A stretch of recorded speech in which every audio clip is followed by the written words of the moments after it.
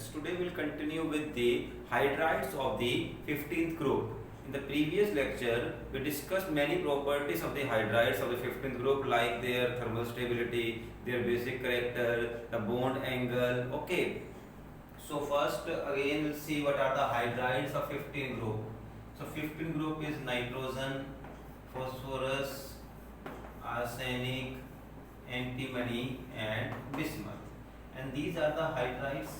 NH3, PH3, it is ammonia, it is phosphine. PH3 is phosphine. Okay, these are the hydrides of 15th group. Then we discussed that the reducing character will increase down the group because of the increase in bond length. The H or hydrogen will release easily. And BiH3 is the strongest reducing agent, क्योंकि BiH3 में Bi और जो H का bond length होगी सबसे high होगी, बहुत जल्दी टूट जाएगा आपका H, इसलिए इजीली प्रोड्यूस होगा और रिडक्शन में हेल्प करेगा। ऐसे ही बेसिक कैरेक्टर भी डाउन द ग्रुप चलते हुए डिक्रीज हो रहा था, क्योंकि स्मॉल साइज की वजह से नाइट्रोजन की हाई इलेक्ट्रॉन डेंसिटी थी, it can donate that electron easily and was strong base. Ammonia is the strongest base. The bond angle was highest in the ammonia because of the high electronegativity of nitrogen. The bond pair was towards the central atom, and because the bond pairs were near to each other, they were repelling, and there was a greater bond angle in the ammonia as compared to phosphine or other hydrides. Okay, तो बस एक last property बची हुई है हमारे पास hydrides की, आज वो डिस्कस करेंगे और उसके बाद फिर हम ऑक्साइड्स एंड हैलाइड्स करेंगे। Okay, first of all what is the last property? It is the boiling point.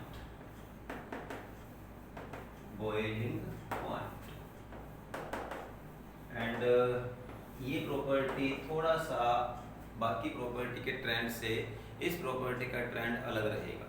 जैसे डाउन द ग्रुप चलते हुए या तो प्रॉपर्टी को इंक्रीज हो रही है ग्रेजुअली और यहाँ वो डिक्रीज ही हो रही है, एक ट्रेंड था, बट बॉइलिंग पॉइंट में वो ट्रेंड फॉलो नहीं होगा, थोड़ा सा डिफरेंट ट्रेंड है, इसीलिए इंपॉर्टेंट भी बन जाएगा बॉइलिंग पॉइंट पर। Now first of all again हम जो +1 में कर चुके हैं उसी को डिस्कस करेंगे।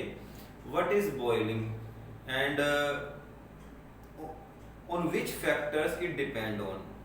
Now again first of all जो सबसे बड़ी एक मिसअंडरस्टैंडिंग होती है बच्चों की रिगार्डिंग द बॉइलिंग, जैसे हमें अगर NH3 को बॉईल करना हो तो उसका मतलब ये नहीं होगा कि N और H अलग हो जाएंगे, होगा क्या, अमोनिया अगर लिक्विड फॉर्म में है तो बहुत सारे NH3 में बॉन्ड बना होगा, large number of NH3 will be bonded to each other, ऐसे बहुत सारे NH3 होंगे और बॉइलिंग होने पर वो अलग हो जाएंगे, पूरा NH3 अलग होगा, फर्स्ट N और H अलग नहीं होंगे, NH3 मॉलिक्यूल ही सेपरेट हो जाएगा बॉइलिंग में, बस इतना होना है।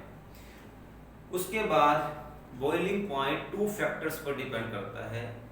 One is H bond. अब H बॉन्ड बहुत ही लिमिटेड है, वी नो H बॉन्ड कब बनेगा, when hydrogen it is directly attached with fluorine, oxygen और नाइट्रोजन, बस 3 केसेस में ही बनता है आपका H bond, when hydrogen is combined with fluorine, oxygen और नाइट्रोजन। और अगर H बॉन्ड नहीं बन रहा है तो सेकंड फैक्टर क्या होगा, that is your van der Waals force of attraction, and we know van der Waals force of attraction increases with the increase in the surface area, जैसे जैसे सरफेस एरिया बढ़ेगा वैसे वैसे van der Waals force of attraction भी बढ़ती चली जाएगी। तो इसी फैक्टर को अगर लें हम, और अगर आपको इन्हें बॉइलिंग पॉइंट का ट्रेंड बनाना हो तो देखो, फर्स्ट N नाइट्रोजन आ गया, हाइड्रोजन आ गया, H बॉन्ड आ गया, तो NH3 का बॉइलिंग पॉइंट सबसे हाई होगा, ये लिख दिया मैंने, सबसे हाई। उससे कम किसका हो जाएगा, फॉस्फीन का, PH3 का, क्योंकि ये H बॉन्ड नहीं बनाएगा। और उसके बाद अब देखो H बॉन्ड ये नहीं बना रहा है, ये भी नहीं और ये भी नहीं, ये भी नहीं, ये चारों ही H बॉन्ड नहीं बनाने वाले हैं, इन सब में क्या है, वंडर वॉल।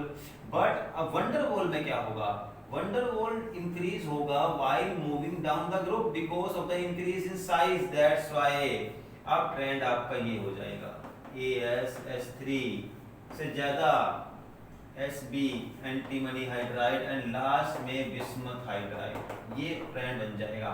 सबसे हाई इसका, फिर डिक्रीज हुआ, फिर दोबारा से इंक्रीज होना शुरू हो गया, या फिर इसको ऐसे लिख सकते हैं, ये भी ट्रेंड हो सकता है, PH3 ASH3 SbH3 BiH3 and last सबसे हाई NH3।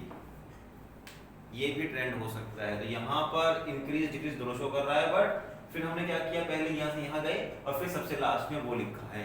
ठीक है, तो ये हमारा बॉइलिंग पॉइंट का ट्रेंड हो गया। अब इसी के साथ में एक लास्ट पॉइंट कर लेते हैं, सोल्युबिलिटी, हाइड्राइड्स की solubility, solubility in the water. Then it's very easy to means observe which should be the highly soluble in water, and ammonia should be the highest soluble hydride in the water. Why? देखो solubility, कोई भी compound water में soluble होगा अगर वो water के साथ H bond बनाए तो क्या होगा, ये अमोनिया है, स्ट्रक्चर कुछ ये रहेगी इसकी, and it is water H2O, तो इसका H और इसका O, इसमें क्या बन जाएगा, H बॉन्ड। तो अमोनिया वाटर के साथ H बॉन्ड बनाएगी, that's why it is highly soluble in the water. And due to this reason, ये एक रीजन भी है कि आप अगर देखो लैब के अंदर आपको अमोनिया सॉल्यूशन मिलेगा, you can smell also the ammonia solution, it has a very good smell. So ammonia और वाटर में क्या बन रहा है, H bond, that's why ammonia is soluble in the water. And इसका यही रीजन है कि हम अमोनिया को लिक्विड की फॉर्म में स्टोर करते हैं, क्योंकि देखो गैस में स्टोर करना मुश्किल होता है, लीकेज की प्रॉब्लम होती है और वॉल्यूम भी ज़्यादा होगा उसका, इसीलिए हम अमोनिया को लिक्विड की फॉर्म में स्टोर करते हैं, क्योंकि अमोनिया जो है वाटर में हाईली सोल्यूबल है, it can be change into liquid form. Okay, and now the last question of this hydride is, question है जो आ चुके हैं पहले प्रीवियस ईयर में, कि what is the basic reason कि नाइट्रोजन तो आपका यहाँ पर बना रहा है H bond, but phosphorus H bond नहीं बनाता, इसका रीजन क्या है? और ये सेम रीजन जाएगा for the fluorine and chlorine also, oxygen and sulphur also, सबके सब सेम रहेगा, कि मींस आपके जो फर्स्ट 3 मेंबर्स हैं, मींस हर पीरियड का, जैसे मान लो नाइट्रोजन, इधर ऑक्सीजन, यहाँ फ्लोरीन, अब इसके नीचे क्या आया, फॉस्फोरस, इसके नीचे क्या आएगा, सल्फर, इसके नीचे क्लोरीन, सबका एक ही रीजन आएगा। ये पूछ सकता है कि ये H बॉन्ड बनाता है, ये नहीं बना रहा है, ये बना रहा है, ये नहीं बना रहा है, और जबकि ऑक्सीजन और क्लोरीन की दोनों की इलेक्ट्रोनेगेटिविटी ऑलमोस्ट सेम है, बट क्लोरीन नहीं बनाएगा, फ्लोरीन बनाएगा H bond. All this can make H bond, but इसके बिल्कुल नीचे वाले नहीं बनाते हैं, क्यों? तो उसका रीजन ये रहेगा, और सबका कॉमन रीजन आएगा, आप इसको चेंज कर देना जब भी क्वेश्चन बनाएंगे, कि due to the large size, अगर आता है फॉस्फोरस, सल्फर, कुछ भी लिख सकते हो आप, जो पूछेगा, that due to the large, अगर मैं इसके रिगार्डिंग ले रहा हूं नाइट्रोजन फॉस्फोरस के, that due to the large size of phosphorus, देखो ये साइज है नाइट्रोजन का और ये साइज है फॉस्फोरस का। अब इलेक्ट्रॉन तो उतने ही है इसके पास भी, आउटर में इतने इलेक्ट्रॉन है, सेम इलेक्ट्रॉन है, but due to the increase in the size or the volume, the electron density decreases, and due to this the electronegativity also decreases। तो देखो साइज इंक्रीज होने से इसकी इलेक्ट्रॉन डेंसिटी डिक्रीज होगी, और size बढ़ने से ही इसकी इलेक्ट्रोनेगेटिविटी भी कम होगी। So due to the decrease in electron density as well as electronegativity, phosphorus will not make H bond, and the same reason is for the sulfur as well as the chlorine, that due to increase in the size, the electron density decreases, as well as the electronegativity also decreases with the increase in size. That is the reason these phosphorus, chlorine or sulfur don't make the H bond. Okay, so now this hydride concept is complete, and now we'll start with the oxides of the 15th group. Now very easy, that oxide means the compounds which are formed of the oxygen। जैसे देखो हमारे पास बार देख लेते हैं, nitrogen, phosphorus, arsenic, antimony and bismuth. And देखो इसमें जो सबसे कॉमन आपके बनेंगे ऑक्साइड वो नाइट्रोजन के, बहुत देखे होंगे आपने, NO, NO2, N2O, N2O4, N2O5. These are the oxides of the nitrogen. ठीक है कि नाइट्रोजन के साथ में जुड़ जाते हैं। अब सबसे पहली बात तो कि नाइट्रोजन इतने ज्यादा ऑक्साइड्स क्यों बनाता है, और why the nitrogen can make, और how the nitrogen can make at this oxides. तो उसका रीजन रहेगा because of the tendency of nitrogen to make multiple p pi bond with the oxygen। Nitrogen और oxygen में multiple p pi bond बन जाएगा। वो किस लिए, देखो नाइट्रोजन में कितने शेल आते हैं, 2 शेल, फर्स्ट शेल में 2 इलेक्ट्रॉन, सेकंड में 5। ऑक्सीजन में भी कितने शेल आते हैं, 2 शेल, फर्स्ट में 2, सेकंड में 6 इलेक्ट्रॉन। इसमें p कौन सा होगा, 2p, इसमें कौन सा p होगा, 2p3, 2p4। ये इलेक्ट्रॉनिक कॉन्फ़िगरेशन होती है नाइट्रोजन की और ऑक्सीजन की। नाउ सी, दोनों में ही जो p है वो सेम साइज के हैं, और हम बात कर चुके हैं कि ओवरलैपिंग हमेशा इफेक्टिव होती है अगर ऑर्बिटल्स का साइज सेम है। अब क्योंकि नाइट्रोजन और ऑक्सीजन के ऑर्बिटल्स में साइज में सिमिलरिटी है, इस वजह से इनकी इफेक्टिव ओवरलैपिंग होगी और ये मल्टीपल p pi बॉन्ड बनाएंगे। So the nitrogen make oxides and large number of oxide because of its tendency to make p pi multiple bond with the oxygen। अब क्वेश्चन ये आता है कि why the nitrogen is making और why the oxygen is making multiple p pi because both are making with each other। Why these are making only, why the that nitrogen or other compounds are not making a p pi bond, or why the arsenic and oxygen are not making p pi bond।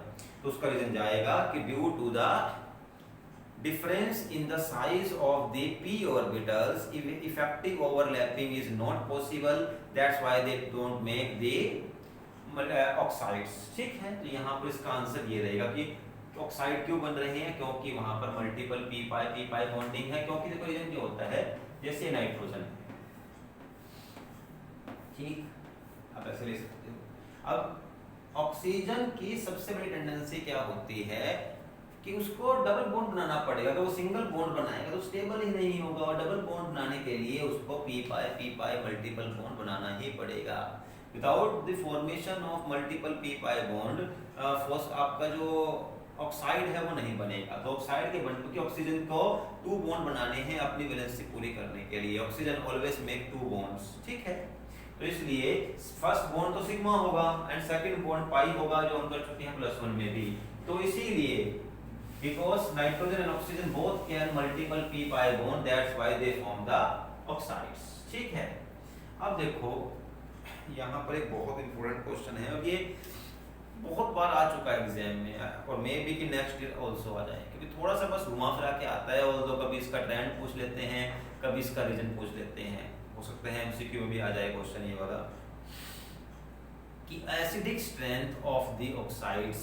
First of all acidic oxides क्या होंगे और किस चीज़ पर उनकी strength depend करेगी, ये आपको मतलब कि क्वेश्चन सबसे ज़्यादा इंपॉर्टेंट रहेगा आपके लिए एग्जाम में। ये हो सकता है कि नाइट्रोजन के अलावा जैसे नेक्स्ट टॉपिक में सल्फर के ऑक्साइड आएंगे, और उससे नेक्स्ट में आएंगे क्लोरीन के ऑक्साइड्स, तो कोई भी पूछ सकता है वो ऑक्साइड। तो ऑक्साइड्स की एसिडिक स्ट्रेंथ, अभी हम बात करेंगे नाइट्रोजन के ऑक्साइड्स की। अगर हम जर्नल लें कि ऑक्साइड्स की स्ट्रेंथ किस पे डिपेंड करती है, तो वेरी सिंपल, ऑक्साइड्स की स्ट्रेंथ ऑक्सीडेशन स्टेट पर डिपेंड करेगी। जिस ऑक्साइड में जितनी ज्यादा ऑक्सीडेशन स्टेट होगी, उतनी ही ज्यादा एसिडिक स्ट्रेंथ होगी। तो आप यहाँ लिख सकते हो एसिडिक स्ट्रेंथ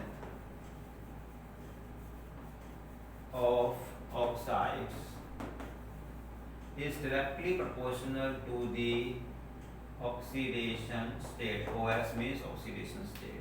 तो एसिडिक स्ट्रेंथ जो ऑक्साइड की है वो किस पर डिपेंड करती है, directly proportional to the oxidation state. जैसे जैसे ऑक्सीडेशन स्टेट बढ़ेगा वैसे वैसे एसिडिक स्ट्रेंथ भी बढ़ते चली जाएगी। इसमें इतना ही आपके पास आएगा, बहुत डिटेल में करने की जरूरत नहीं है इसको आपको।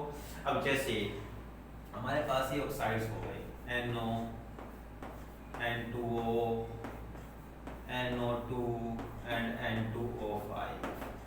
अब देखो इसमें निकालनी है आपको oxidation state and we know that oxygen is more electronegative than the nitrogen, so it will take electron from to which it is attached here with nitrogen, so it will take 2 electron from nitrogen plus 2. Now 2 nitrogen are there, 2 nitrogen will give 2 electrons, so 1 nitrogen will give only 1 electron. Here यहाँ कितने oxygen है 2 oxygen है, 2 oxygen कितने electron लेंगे 4, वो कौन देगा ये नाइट्रोजन। 5 है कितने लेंगे +5, ठीक है। तो इस तरीके से ये ऑक्सीडेशन स्टेट्स हो गई इसकी, ठीक। अब इसका मतलब क्या हो गया, सबसे हाईली एसिडिक कौन सा होगा N2O5। N2O5 is the highest acidic in nature और सबसे कम एसिडिक स्ट्रेंथ किसकी होगी, नेचर किसका होगा N2O का, क्योंकि इसकी ऑक्सीडेशन स्टेट सबसे कम है, ठीक है। अब क्वेश्चन ये भी आ चुका है प्रीवियस ईयर में, why the pentaoxides of nitrogen are acidic in nature, or they are the highly acidic in nature, the pentaoxide, nitrogen pentaoxide. You will write nitrogen pentaoxides are highly acidic in nature because they are present in their highest possible oxidation state +5। ये +5 oxidation state में होंगे, इसीलिए ये सबसे ज्यादा acidic strength की होगी, ठीक। तो यहाँ हमें एक टॉपिक हो गया है कि ऑक्साइड्स की एसिडिक स्ट्रेंथ। तो ऑक्साइड्स की एसिडिक स्ट्रेंथ डिपेंड करेगी उनके ऑक्सीडेशन स्टेट पर। जैसे जैसे ऑक्सीडेशन स्टेट इंक्रीज होगी वैसे वैसे ही एसिडिक स्ट्रेंथ भी इंक्रीज होती चली जाएगी। अब अगर हम बात कर ही रहे हैं ऑक्साइड्स की, तो अब इसमें देखते हैं बॉन्ड एंगल वाला टॉपिक। ऑल तो बहुत छोटा सा क्वेश्चन बनेगा, इसमें कोई फालतू क्वेश्चन नहीं बनने वाले हैं। जैसे आपके पास ये पॉसिबल है NO2 positive as well as NO2 negative, दोनों ही बनते हैं। NO2 पॉजिटिव भी बन जाएगा, NO2 नेगेटिव भी। अब एग्जामिनर पूछ सकता है कि बताओ इनमें से किस में बॉन्ड एंगल ज्यादा होगा, किस में बॉन्ड एंगल ज्यादा होगा। तो देखो इसको मैं करवाता हूँ, उससे पहले एक चीज समझ लेना। हो सकता है कि ये क्वेश्चन किसी और, जैसे कि फॉस्फी में आता है PH4 पॉजिटिव नेगेटिव, वहां भी आता है। ये जरा ध्यान देना बस एक चीज जो समझने वाली है। पॉजिटिव का मतलब होता है इलेक्ट्रॉन चले गए हैं उस कंपाउंड में से, नाइट्रोजन का मतलब है और इलेक्ट्रॉन आ गए हैं उस कंपाउंड में। एंड वी नो इलेक्ट्रॉन अगर चला जाएगा तो उससे क्या होगा, एक स्पेस क्रिएट होगा और रिपल्शन भी कम होगी। हमें पता है, देखो हम पढ़ चुके हैं +1 में वेस्पर थ्योरी में कि किसी भी मॉलिक्यूल की ज्योमेट्री किस पे डिपेंड करती है, बॉन्ड पेयर के रिपल्शन पे, as well as bond pair lone pair and lone pair. तो मींस जो एक कुल मिलाकर के बॉन्ड पेयर और लोन पेयर की टोटल रिपल्शन है उस पर डिपेंड करता है स्ट्रक्चर। अगर मान लो किसी मॉलिक्यूल में केवल 2 ही बॉन्ड हों, जैसे कि BeCl2, तो यहाँ पर ये बॉन्ड आपका आ जाएगा 180 का, क्योंकि इस पर सबसे कम रिपल्शन होगी। ऐसे ही अगर 3 होते BeCl3 तो ये होता 120 तो मतलब कि अपने आप को मैक्सिमम एंगल पर लेकर आना ताकि रिपल्शन कम से कम हो। अब जितने बॉन्ड कम होंगे, जितने इलेक्ट्रॉन कम होंगे, उतनी ही रिपल्शन भी कम होगी। तो पॉजिटिव वाले इलेक्ट्रॉन कम होंगे और नेगेटिव वाले इलेक्ट्रॉन ज्यादा होंगे।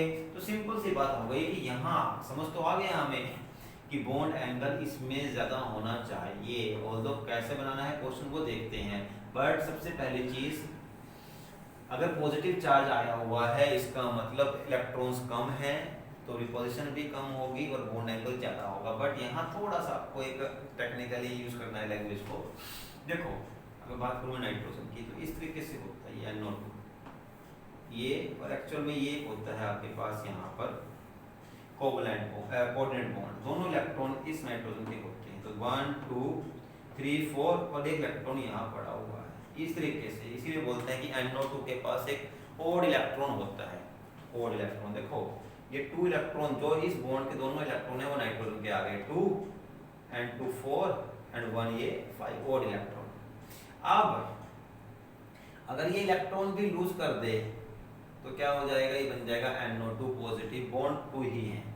ठीक, चलो, लेकिन अगर ये नेगेटिव का मतलब क्या है, एक इलेक्ट्रॉन था ही था, एक इलेक्ट्रॉन और आ गया, अब ये क्या बन गया, लोन पेयर। तो NO2 नेगेटिव में क्या प्रेजेंट हुआ है, एक लोन पेयर। अब ये लोन पेयर इसको रिपेल करेगा, इसको रिपेल करेगा, तो बॉन्ड एंगल कम हो जाएगा। So you will write that the NO2 negative has a lone pair, that's why its bond length, bond angle is less than the NO2 positive which does not have any lone pair। तो यहाँ पे आपको इसको lone pair से ही solve करना है, इसकी expression देनी है कि NO2 पॉजिटिव में लोन पेयर नहीं है, इसीलिए इसमें बॉन्ड एंगल ज्यादा है। NO2 नेगेटिव में बॉन्ड पेयर लोन पेयर होगा, that's why it has less bond angle. ठीक, ओके। इसके बाद हम बात करते हैं, लास्ट बात जो आती है अगर हमारे इस ऑक्साइड्स में, तो देखो जैसे आपने एक बनाया होगा, अभी देखो हमने NO2 बनाया है, इसी से लेते हैं। NO2 क्या हो गया, यहाँ पर डबल बॉन्ड, ये एक सिंगल बॉन्ड है बट ये कोऑर्डिनेट बॉन्ड है, दोनों इलेक्ट्रॉन नाइट्रोजन के आ गए, ये वाला। ठीक, और यहाँ एक इलेक्ट्रॉन प्रेजेंट है, अब ये और इलेक्ट्रॉन है, और कुल कितने इलेक्ट्रॉन हो गए नाइट्रोजन के पास, 2 4 6, अब 7 हुए, यानी कि इसका ऑक्टेट तो कंप्लीट नहीं है, फिर तो ये अनस्टेबल होना चाहिए, और ये होता भी है। एक्चुअल में NO2 प्रेजेंट नहीं होता, प्रेजेंट क्या होता है, N2O4 को कैसे, एक और ये होगा ऐसे, इसके पास भी एक इलेक्ट्रॉन, इसके पास भी, ये दोनों इलेक्ट्रॉन आपस में जुड़ जाएंगे और क्या बनेगा, N2O4। तो एक्चुअल में NO2 नहीं बल्कि N2O4 प्रेजेंट होता है, और इसे देखो क्या हुआ, इसमें दो NO2 उनके और इलेक्ट्रॉन आपस में जुड़े और एक डाइमर बन गया, तो NO2 जो है वो एक डाइमर बनाता है। अब क्वेश्चन ये है कि why the NO2 makes dimer, कि NO2 डाइमर क्यों बना रहा है, तो उसका सिंपल सा रीजन है, because NO2 has a odd electron, due to the presence of odd electron. इस ओड इलेक्ट्रॉन की प्रेजेंस की वजह से NO2 आपस में डाइमर बना रहे हैं N2O4 की फॉर्म में। ठीक है, अच्छा, अगर बात करें सिंपल NO2 गैस की, अगर आप हीट करोगे तो टूट जाएगा NO2 में, और इसके पास एक लोन पेयर होगा। And we know that NO2 gas का एक बहुत ही पर्टिकुलर कलर होता है, दैट इज ब्राउन कलर। अगर आपको ब्राउन कलर की कोई गैस नजर आ रही है, इसका मतलब वो NO2 गैस ही होगी। तो अब NO2 का कलर ब्राउन क्यों है, तो उसका रीजन है प्रेजेंस ऑफ ओड इलेक्ट्रॉन। जैसे ही इसको एनर्जी मिलती है, ये इलेक्ट्रॉन जंप करके ऊपर पहुंच जाएगा, जो कर चुके हैं पहले भी लास्ट क्लासेस में, और जब ये इलेक्ट्रॉन वापस आएगा, it will come in the form of wave, और जब ये वेव की फॉर्म में वापस आएगा तो ये अपनी एनर्जी को रिलीज करेगा। अब वेव जब अपनी एनर्जी रिलीज करेगी, मींस वेव की फॉर्म में आया और एनर्जी रिलीज की, अब जो वेव बनी है उसकी कुछ वेवलेंथ होगी और उसी वेवलेंथ के कोरिस्पोंडिंग कलर आएगा। तो means main thing is by the NO2 is colored due to the presence of the odd electron. Due to the presence of odd electron, NO2 is colored in nature. It absorbs the heat or energy and jump to the excited state. When it comes back to the normal state, it produces the color. ठीक है, तो ये हमारे पास इसका भी topic हो गया। ठीक, तो बस हम आज यहाँ पे खत्म करते हैं इसको ऑक्साइड्स तक। तो कल 15th ग्रुप के हैलाइड्स करेंगे, उसके बाद हमारा कल 15th ग्रुप भी खत्म हो जाएगा। ठीक, then will start with the 16th group. Okay, thank you.